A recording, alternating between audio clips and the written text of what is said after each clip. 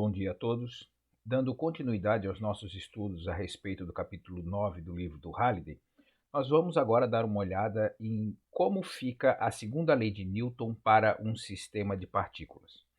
Então, a nossa segunda lei de Newton, que é força resultante igual a massa vezes aceleração, ela passa a ser analisada e avaliada como sendo a força resultante igual a massa total do meu sistema vezes a aceleração do centro de massa.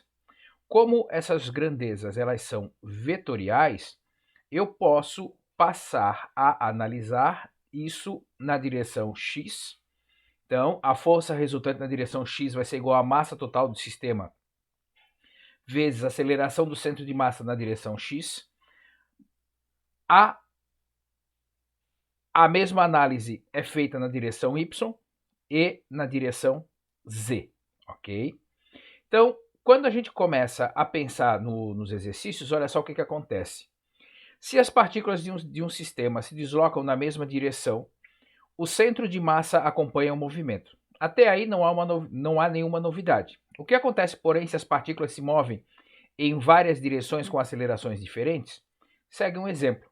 Então ele fala que as partículas da figura 9.7a estão inicialmente em repouso. Então eu tenho aqui uma massa de 8 kg, uma massa de 4 kg, uma massa de 4 kg, e todas elas no começo estão em repouso. Tá? Cada uma sofre a ação de uma força externa produzida por um corpo fora do sistema. A orientação das forças está indicada na figura, e os seus módulos são 6, 12 e 14 newtons. Qual é a aceleração, módulo e orientação do seu centro de massa, certo? Então eu tenho aqui a força F2 que está nessa direção em sentido, valendo 12 newtons, a força F1 que está nessa direção em sentido e a força F3 que está nessa direção em sentido, certo? Se eu paro para olhar, a força F1 ela já está na direção horizontal, x, a força F3 também está na direção horizontal, mas a força F2 ela ainda não está. Ela está aqui num ângulo de 45 graus com a horizontal. Então o que eu vou fazer?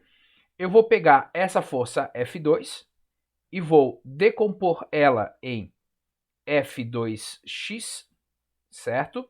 Então 45 graus, esse aqui é o meu cateto adjacente.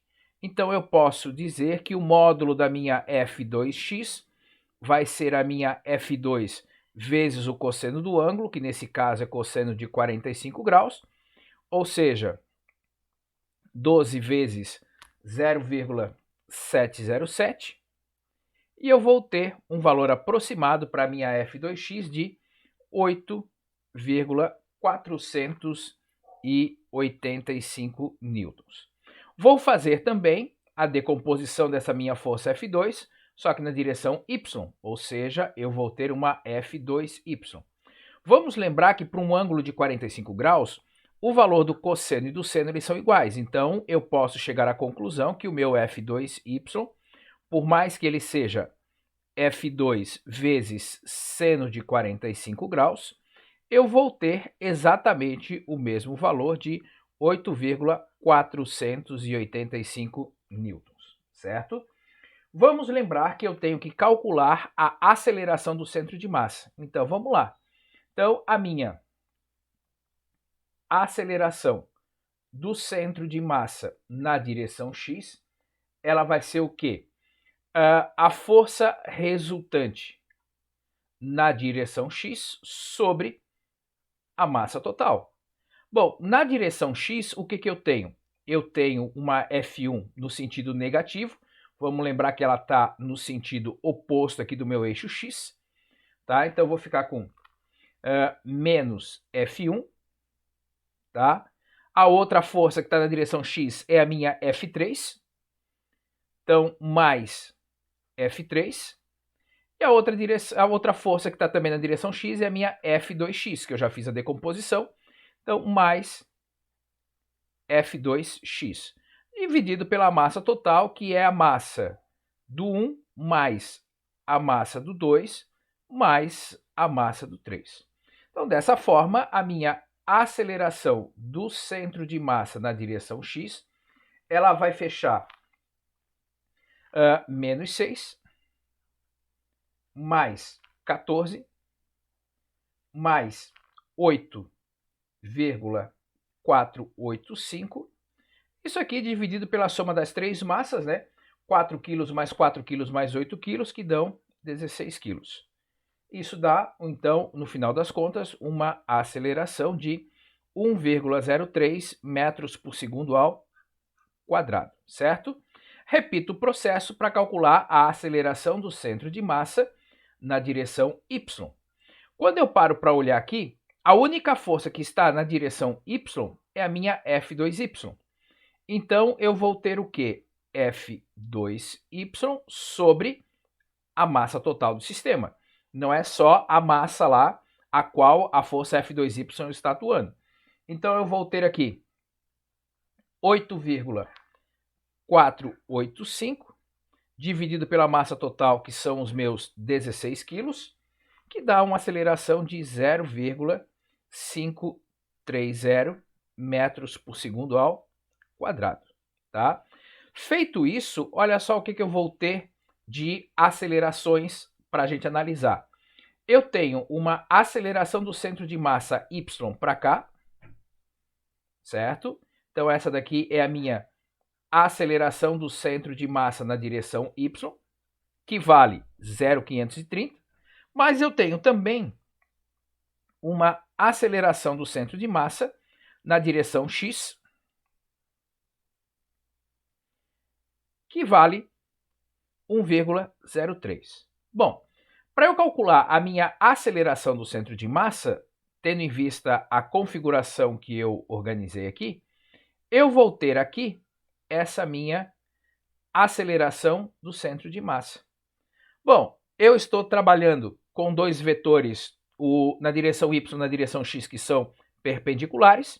Então, a minha aceleração do centro de massa ao quadrado, ela vai ser igual à aceleração do centro de massa na direção x ao quadrado, mais a minha aceleração do centro de massa na direção y ao quadrado, para eu calcular esse módulo, né? Resolvendo esse meu problema, eu vou encontrar que a minha aceleração do centro de massa, ela vai fechar 1,16 metros por segundo ao quadrado nessa direção aqui.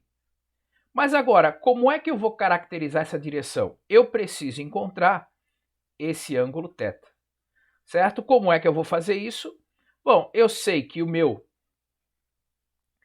AY é o cateto oposto, eu sei que o meu AX é o meu cateto adjacente, então a minha tangente do ângulo θ, ela vai ter que ser o cateto adjacente, a aceleração de massa, perdão, o cateto oposto na direção y, sobre a aceleração do centro de massa na direção x. Então vai ficar 0,530, que é o valor da minha aceleração na direção y, 1,03, que é o na direção x, e se eu faço aqui os respectivos cálculos para poder encontrar esse ângulo, eu vou encontrar um ângulo de aproximadamente 27 graus, 27,2 graus, certo?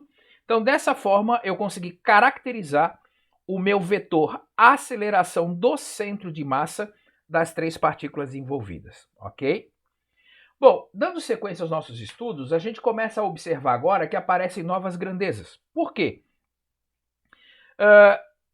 Eu tenho agora relações entre forças e velocidades que surgiram desde o primeiro capítulo até o capítulo das leis de Newton, né? E agora a gente começa então a fazer algumas organizações dessas ideias. Então, a primeira organização é, eu vou ter um momento linear ou quantidade de movimento. Tá? Normalmente no ensino médio a gente acaba vendo isso aqui como sendo quantidade de movimento, mas o momento linear ou apenas momento, né, é aquilo que a gente acaba usando aqui. Então, o momento linear, ele é uma grandeza vetorial, perceba que eu tenho o vetor aqui e o vetor aqui, e ele nada mais é do que a massa vezes a velocidade. Então, para onde eu tenho a velocidade, eu vou ter o meu momento linear, tá? Bom, as unidades de medida no sistema internacional aqui. Então, para o meu momento linear, ele pode ser quilograma vezes metro por segundo ou newton vezes segundo. Isso aqui depois vai ser importante para as grandezas que estão por vir na frente, certo? A massa em quilogramas e a velocidade em metros por segundo, certo? Só que agora eu consigo fazer uma relação entre a força resultante e esse momento linear. Newton, quando organizou as suas ideias acerca das suas leis, originalmente ele escreveu a segunda lei de Newton assim. Então olha só o que acontece. A força resultante ele é a derivada do momento linear em relação ao tempo. Quem que é o momento linear? Massa vezes velocidade. Nos nossos sistemas do dia a dia, a massa eu posso considerar constante, eu tiro ele aqui da minha derivada. E quando eu vou fazer aqui a derivada dv dt, eu acho que a força resultante é igual a massa vezes a aceleração resultante. Assim como nós já havíamos escrito a segunda lei de Newton anteriormente. Então perceba que essa grandeza vetorial aqui, ela faz uma ligação entre a força, a aceleração e, óbvio, consequentemente, com a velocidade, tudo numa equação só, ok? Então, se eu tenho um sistema de diversas partículas e eu quero calcular o momento linear desse sistema como um todo, eu simplesmente vou ter que o momento linear total, ele vai ser a soma do momento da partícula 1, mais o da partícula 2, mais o da partícula 3 e de todas as partículas que estiverem ali no meu sistema.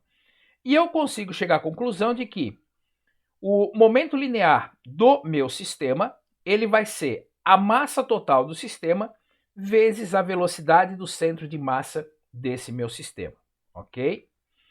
Bom, colisão e impulso. Então, quando eu tenho uma batida, uma interação entre dois corpos, e que eu vou ter uma força envolvida no momento em que esses dois corpos estão interagindo, tá? Eu posso escrever o seguinte, que a força resultante é igual a dp dt, nós já havíamos escrito isso anteriormente, tá aqui, né? Então, eu posso, se essa força aqui for variável em relação ao tempo, né? Eu coloco esse dt para cá, então o meu dp dt, a variação do momento linear, vai ser igual à função do tempo, a derivada dela em relação ao tempo. Só que se eu integrar isso, então eu vou ter a integral do tempo inicial até o tempo final do meu dp, que é igual à integral do tempo inicial até o tempo final do meu f de t dt. Bom, aqui eu defino então uma outra grandeza, tá? Que é o impulso, ok? Então o impulso, que na realidade é essa parte aqui, ele vai ser a integral do tempo inicial até o tempo final da minha f de t dt. Então, independente de qual seja a minha cara da minha função força em relação ao tempo aqui, eu vou estar calculando uma área, certo? Então, essa área aqui do gráfico força vezes o tempo, ele vai me dar o impulso. Lembra que eu havia dito para vocês um pouco atrás aqui que a unidade de medida do meu momento linear poderia ser Newton vezes segundo? Olha só por que eu posso dizer isso e depois, se você quiser fazer uma análise dessas unidades de medida fundamental, seria interessante também. Então, se isso daqui é a variação do meu momento linear, então o que eu posso dizer? Que a unidade de medida do meu impulso, que vai ser Newton vezes segundo, precisa ser igual à unidade de medida da minha variação do momento linear, ou seja, a minha força vezes tempo precisa ser igual a massa vezes a velocidade final menos a massa vezes a velocidade inicial. Lembrando que tudo isso daqui são grandezas vetoriais e que eu vou precisar tomar cuidado com isso, tá certo? Então perceba que conseguimos chegar a uma relação que envolve força e velocidade e não tem aceleração, tá? Então perceba que com essas novas grandezas que a gente acabou definindo, algumas coisas acabam ficando mais simples, ok? Bom, se a área do meu gráfico aqui, ela é o impulso, tá? Você concorda comigo que existe a possibilidade de eu fazer com que eu tenha uma força média, uma força constante em relação ao tempo, desde que essa área aqui seja igual a essa, isso significa dizer que eu posso encontrar o impulso, tá? Desde que eu tenha uma força constante, uma força média, né? Ao longo do tempo. Então, em alguns momentos aqui, essa força era maior, outros momentos ela era menor, mas agora eu tenho uma força média que me permite calcular isso tudo também, ok? Bom, e agora a gente pode, com base em todas essas informações, pensar e calcular algumas outras interações mecânicas que nós temos no nosso dia a dia. Por exemplo, a figura 911A, que é essa que eu copiei do Halliday e está aqui, é uma vista superior da trajetória de um carro de corrida ao colidir com o muro de proteção. Antes da colisão, o carro estava se movendo a uma velocidade de 70 metros por segundo, então aqui ele estava a uma velocidade de 70 metros por segundo, em linha reta, que faz um ângulo de 30 graus com o muro. Aqui está ele. Após a colisão, está se movendo com uma velocidade de 50 metros por segundo, então quando ele sai aqui, a velocidade dele é de 50 metros por segundo, ao longo de uma linha reta que faz um ângulo de 10 graus com o muro. E a massa do piloto é de 80 quilos. A pergunta primeira, qual é o impulso a que o piloto é submetido no momento da colisão? Bom, impulso, tá? Ele vai ser a massa vezes a velocidade final menos a massa vezes a velocidade inicial. Só que são todas grandezas vetoriais, tá? Então, o que eu vou fazer? Primeiramente, eu vou pegar esses meus vetores velocidade. Então, olha só, esse aqui é o meu vetor velocidade inicial. Essa velocidade inicial, eu tenho uma componente para lá, que é a minha velocidade inicial na direção x, certo? Mas eu tenho também, deixa eu colocar aqui assim, uma velocidade inicial na direção y. Quando eu vou fazer a análise do muro pós-colisão, eu vou ter uma velocidade final na direção x, só que eu também tenho uma velocidade final, deixa eu só arrumar aqui, que é uma velocidade. Então, uma velocidade final na direção y, certo? Tudo em vista, por quê? Porque eu tenho essa velocidade aqui, final, que faz os 10 graus com a parede. Bom, a gente vai precisar fazer toda essa decomposição vetorial de maneira organizada para não dar problema.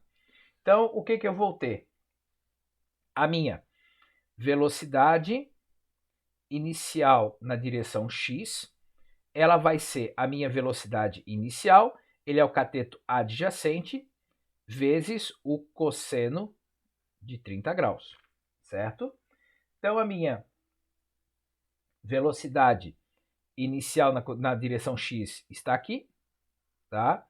A minha velocidade inicial na direção y está aqui. Então, ela vai ser a minha velocidade inicial vezes o seno de 30 graus, certo? Deixa eu só apagar esse igual aqui para não dar problema, para eu não me confundir depois, tá certo? E eu tenho aqui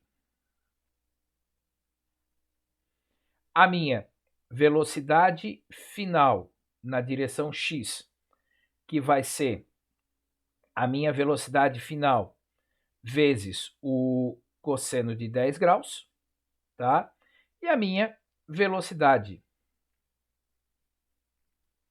final na direção y, que vai ser a minha velocidade final vezes o seno de 10 graus, certo? Eu não posso esquecer de analisar os sinais, né? Então, a minha velocidade inicial na direção x é positiva, na direção y é positiva, na direção y inicial também é positiva, tá certo? A velocidade final aqui é positiva, mas a minha velocidade inicial aqui, ela vai ser negativa.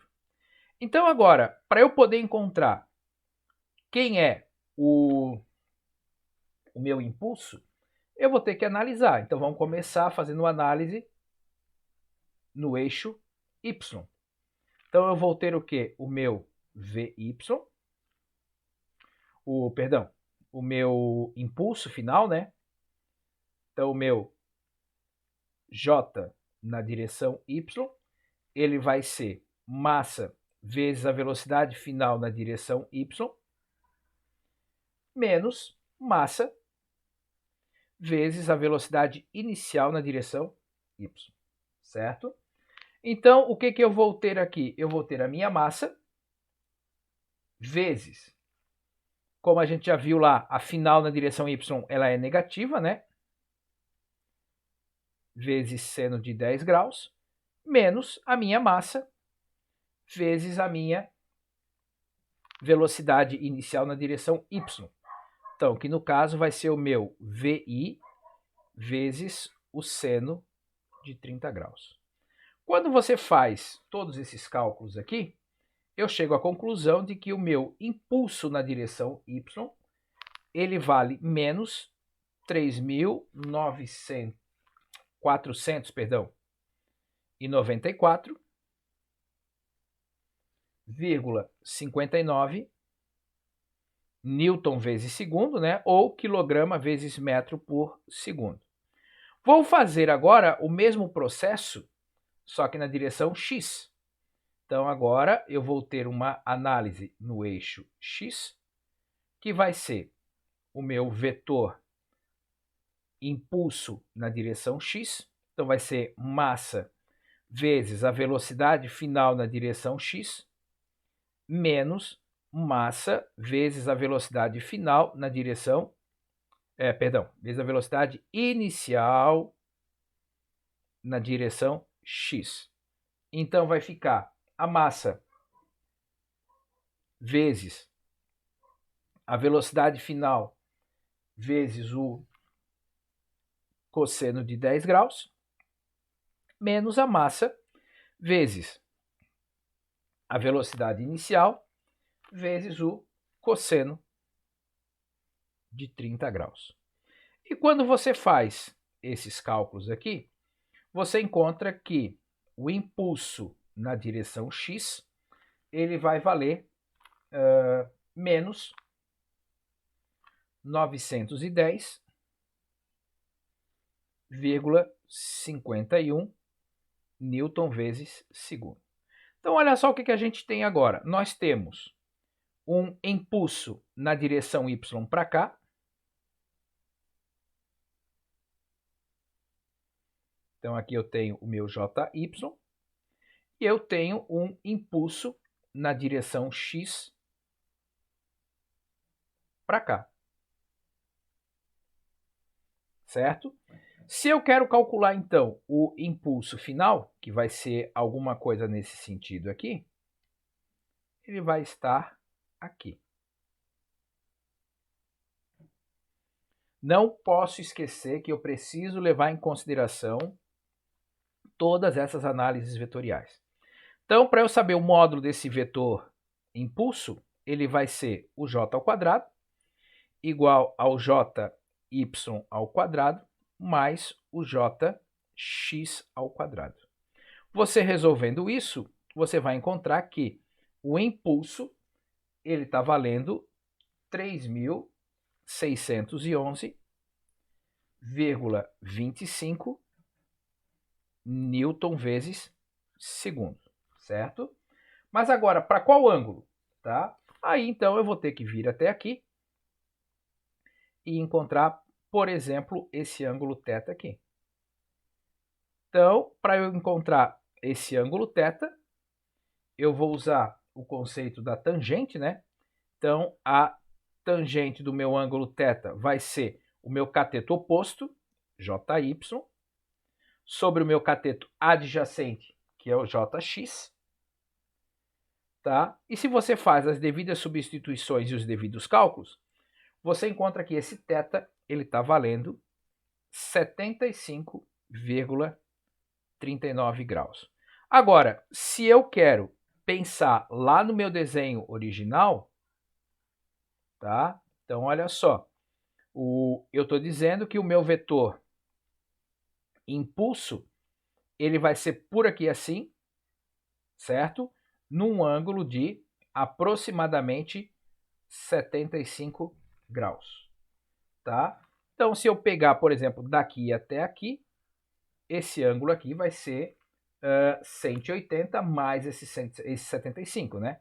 Então, ele vai fechar, por exemplo, ali, em relação ao esse eixo positivo x, 255 graus aproximadamente, certo?